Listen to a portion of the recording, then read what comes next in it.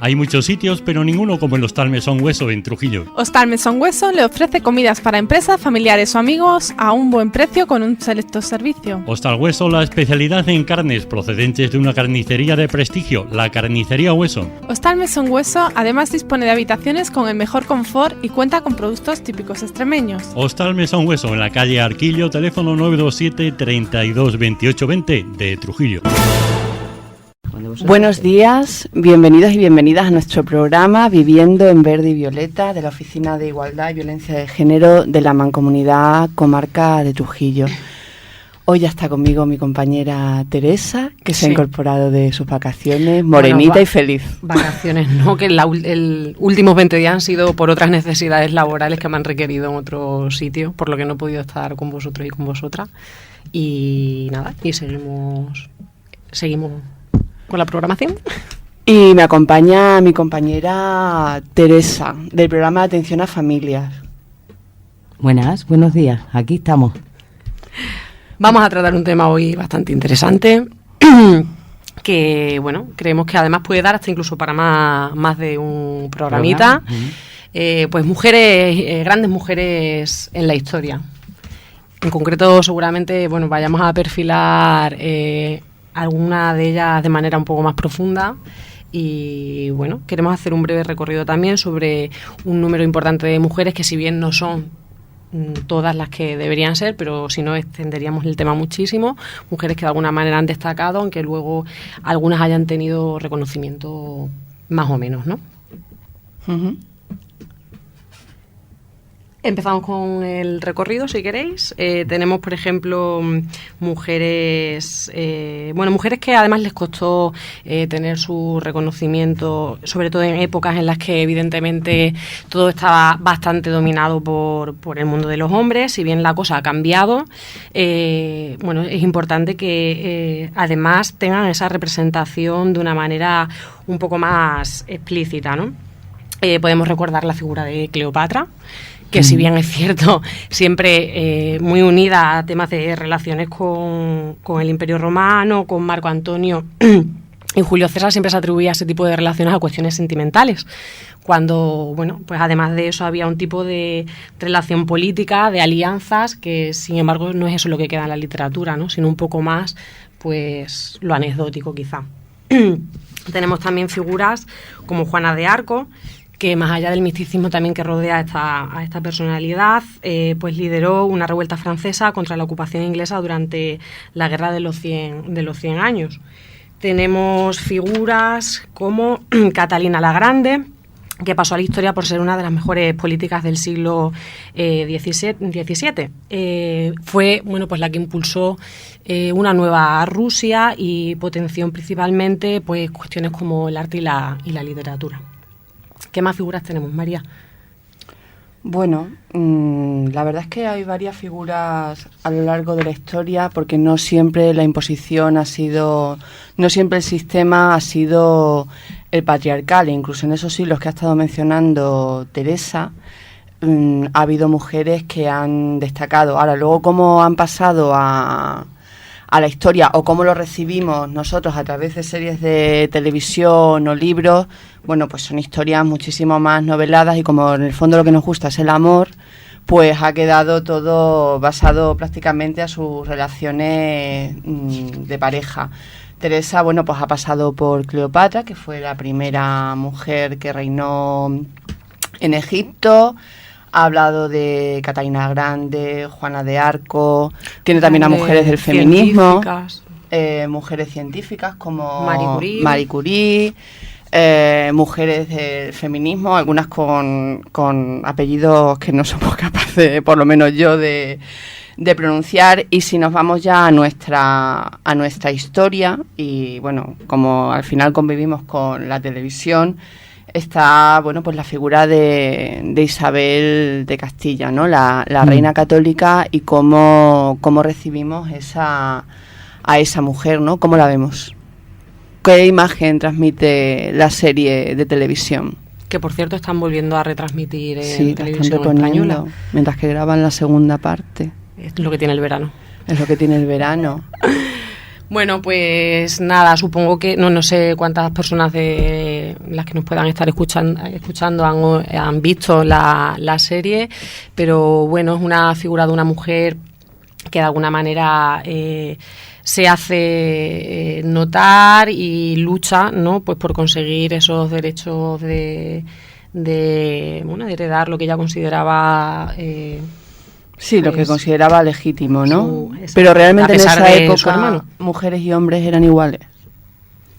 No, porque no lo somos ni ahora. Es cierto que tuvo muchísima relevancia histórica, que la serie la muestra como una mujer que toma decisiones totalmente enamorada y entregada a su marido, el rey Fernando, pero la verdad es que Isabel la Católica en Aragón no pintaba nada.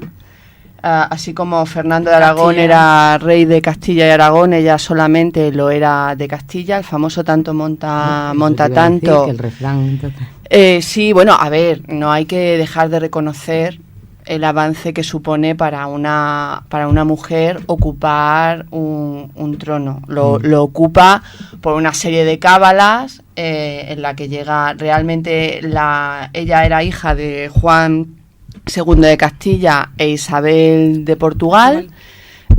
Tenía un hermano mayor que era el infante Alfonso, que era el legítimo heredero.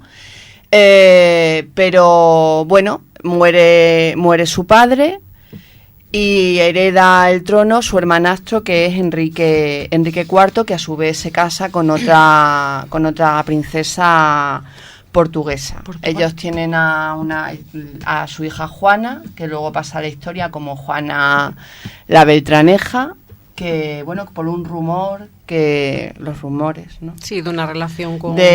Sí, bueno, dicen que es hija ilegítima porque los intereses del marqués de Villena eran otros, y dice que es de Beltrán de la Cueva, y a raíz de eso es cuando Isabel empieza a montar con otros nobles castellanos, pues monta su trono en un acuerdo, los pactos de Guisando, y se autoproclama reina sin estar ni siquiera su marido, el rey Fernando. El por qué se casa con el rey Fernando, incumpliendo, pues uno de los puntos del pacto de Guisando, quizás no es tanto por amor, porque en esa época no existía amor en los matrimonios, eran formas de ocupar territorios, ¿no? Formas de... Pues es simplemente para eliminar al pariente, porque eran parientes, Fernando e Isabel. De hecho necesitaban una bula papal que durante 2 años, 3 años creo que fue falsa, es decir, vivían en un absoluto pecado, una falsificación, y era simplemente porque era Fernando, si era pariente de Isabel también lo era de Enrique IV, y lo que quería era neutralizar al único elemento masculino que en un momento dado podría apoyar a Enrique IV en la defensa de los derechos de Juana la Beltraneja, que acabó como monja de clausura en un convento de Portugal, y que Fernando el Católico, cuando murió Isabel, al no haber no tener descendencia masculina porque su hijo Juan había muerto, le propuso matrimonio a Juana la Beltraneja, que se negó a casarse con Fernando el Católico. Pero alrededor de esta mujer, de Isabel, que es cierto que era una mujer avanzada para su tiempo y que luego a sus hijas les dio una educación superior al de otras princesas europeas, porque por ejemplo su hija Catalina de Aragón fue mujer de Enrique VIII y tenía una preparación muy superior a cualquier otra princesa europea. Alrededor de Isabel pues también pues lo que hacemos las mujeres, ¿no? Nos rodeamos de otras mujeres. Sí, ahí ese punto es importante, pues por eso, ¿no? Porque sí que se genera una corte de otras mujeres que un poco a la sombra y con la ayuda de la reina pues llegan a ser personas más independientes, brillantes y eruditas a lo que era la norma general de la época. Estamos hablando de mujeres conocidas como Beatriz de Bobadilla, que era la camarera mayor y consejera de Estado, Beatriz Galindo, maestra de reinas, Lucía Medrano, en fin, una serie de mujeres que, como decimos, un poco bajo el amparo y bueno, todo el refuerzo de la reina, pues alcanzaron ser personas importantes como pensadoras, poetisas, místicas, que si bien tuvieron pues ese momento más glorioso, a la muerte de la reina volvieron un poco pues a la oscuridad. A la oscuridad, porque además todo el protagonismo lo recuperó Fernando el Católico, porque la heredera debía de ser Juana la Loca, que pasó a la historia como Juana la Loca, que sufría los mismos ataques de celos que su madre.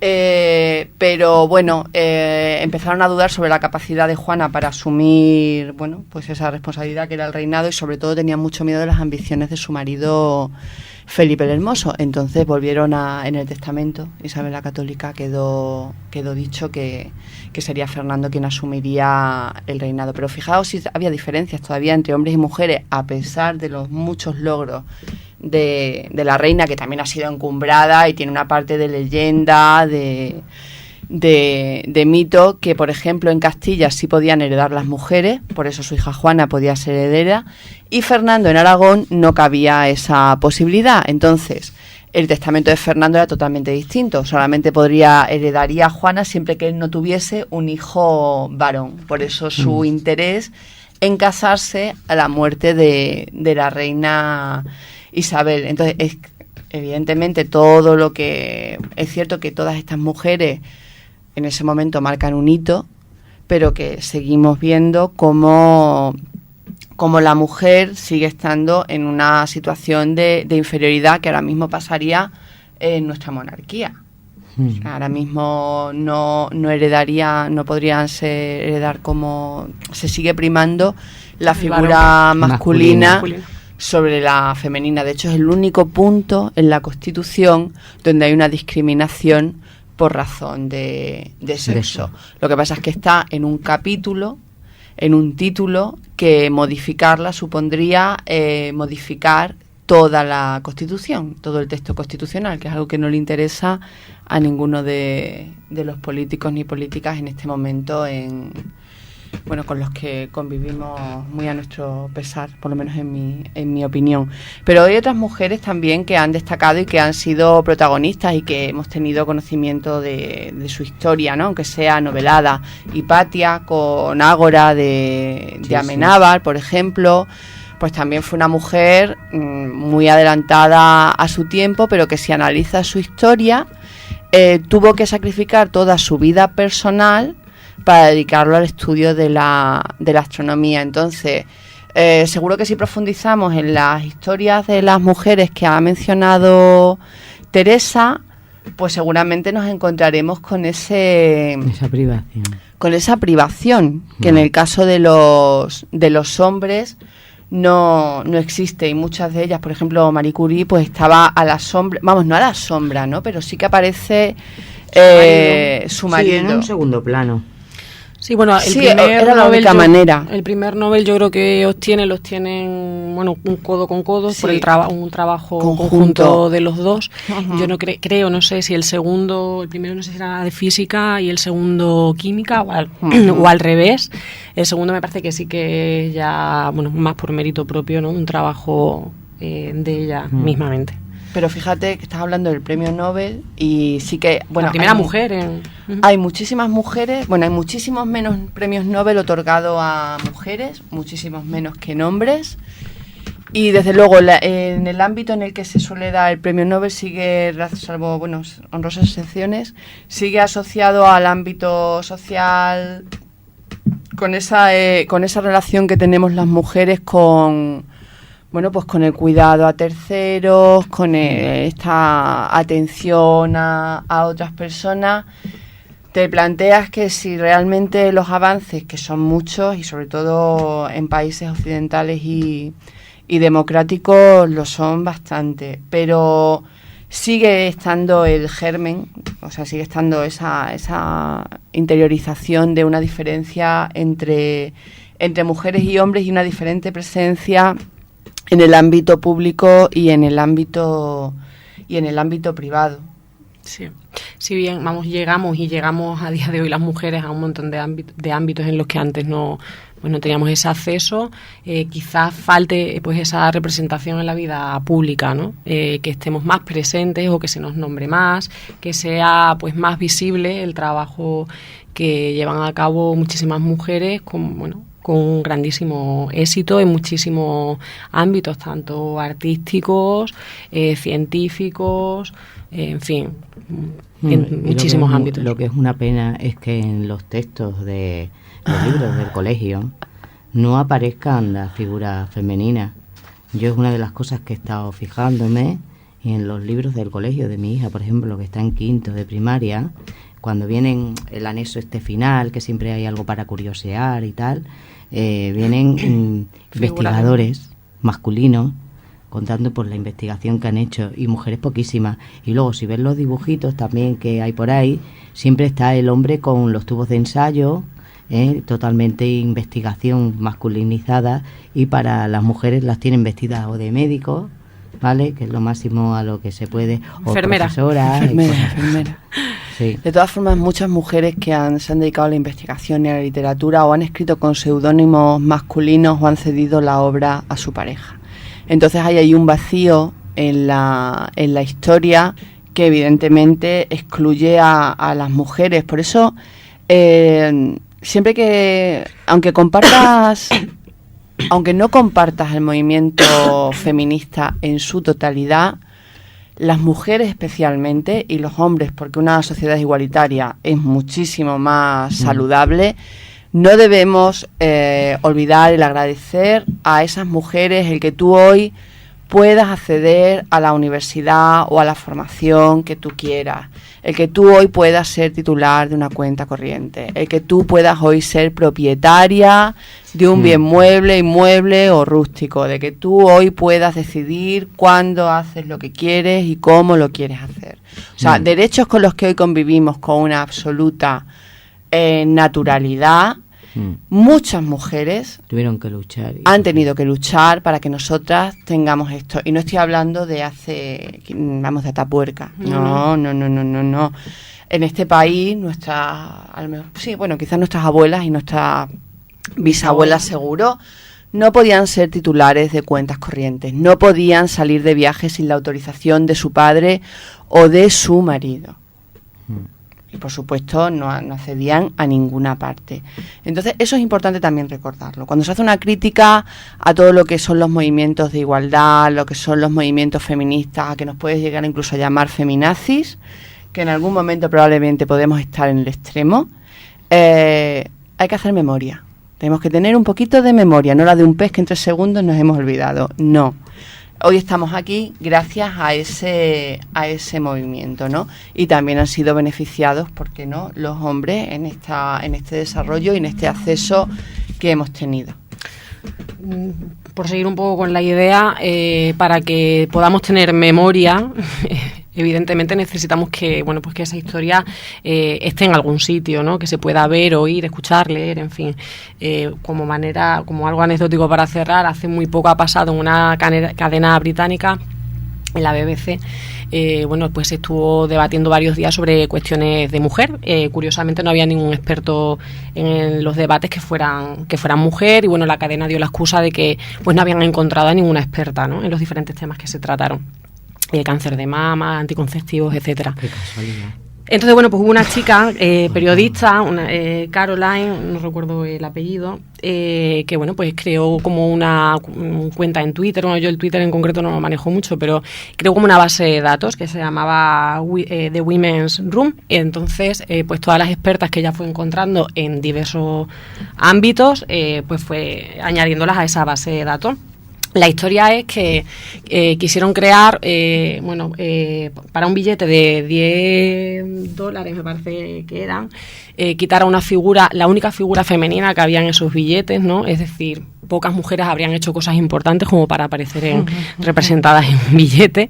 Pues a la única de ellas que aparecía, que era Elizabeth Fry, no sé si fue reina, me parece, que había conseguido mejorar las condiciones de las prisiones británicas en el siglo, no sé, XVII, XVIII aproximadamente. bueno, pues querían eliminarla y representar en ese billete a Winston Churchill, ¿no?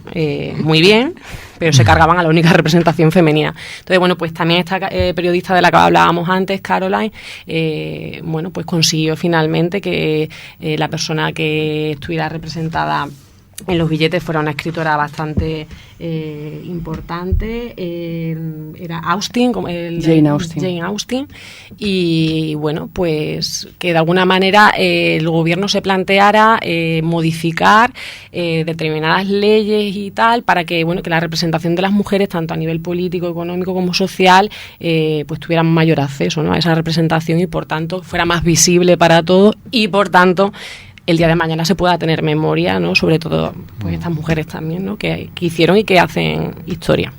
Aquí hemos tenido a la dama de Elche, ¿no? Los billetes. No, es que ahora mismo no recuerdo. Sí No que lo la sé. dama de Elche sí ha estado presente en nuestro papel. En los de 500 pesetas, ¿no? En los de 500 euros. 500 digo, pesetas, eso no lo he 500 visto pesetas, nunca. ¿no? No sé. No Bueno, lo sé, pero sí que es cierto que la representación femenina, como bien ha dicho Teresa, es muy importante. Es como cuando se habla sobre el lenguaje no sexista. Que sí, pero el lenguaje no sexista no es tanto el las, que en un momento dado te puede resultar agotador, sino la intencionalidad, ¿no? O sea, el que tú, lo que no nombras no existe y lo que no ves tampoco. Entonces, el hecho de que tú en un billete o en una moneda veas la representación femenina es una forma de darle espacio y reconocimiento a esa figura.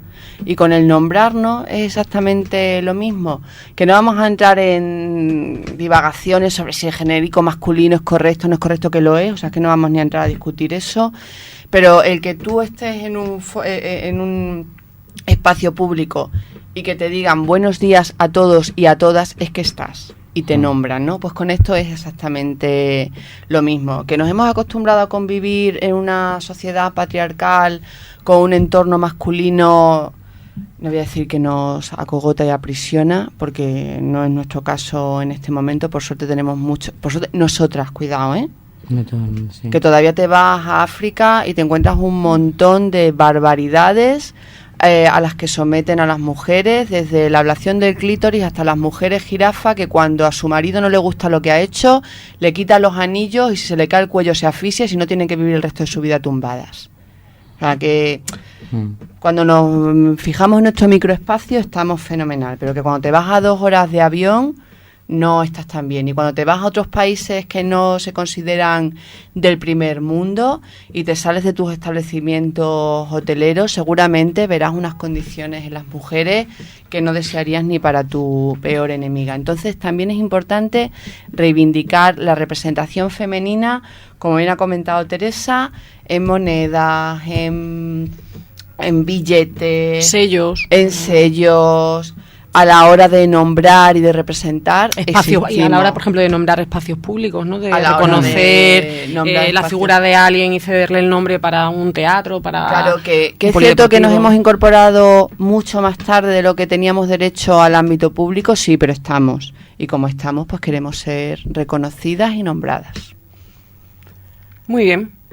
No sé si, bueno, podemos aportar alguna idea más. Yo creo que hemos hecho un recorrido interesante que podría dar para analizar a lo mejor otros días otras figuras de mujeres importantes, de grandes mujeres en la historia. Bueno, quizás sí recomendar para concluir algún perfil de Facebook abierto con figuras importantes, vienen con pequeños enlaces para poder ampliar la información y algunos de ellos con imágenes muy, muy bonitas, con ilustraciones bastante chulas. Uno de ellos, por ejemplo, es Grandes Mujeres en la Historia, está completamente abierto y se puede visitar sin problema. Y otro, Fábrica de la Memoria, recuperación de la historia de las mujeres, también interesante, bueno, pues para pasar por ahí un ratillo y leer un poquito sobre el tema. Y antes de despedirnos y daros las gracias por acompañarnos semanalmente, el lunes 5 de agosto estamos en Madroñera, en el mercadillo de trueque y segunda mano, solidario, coincidiendo con las fiestas de esa localidad. O sea, dentro de un rato. Vamos a estar todo el verano en las fiestas lúdicas del agua acompañando a a nuestros compañeros del programa de dinamización deportiva, y no sé si el programa de atención a familia tiene alguna cosa pendiente.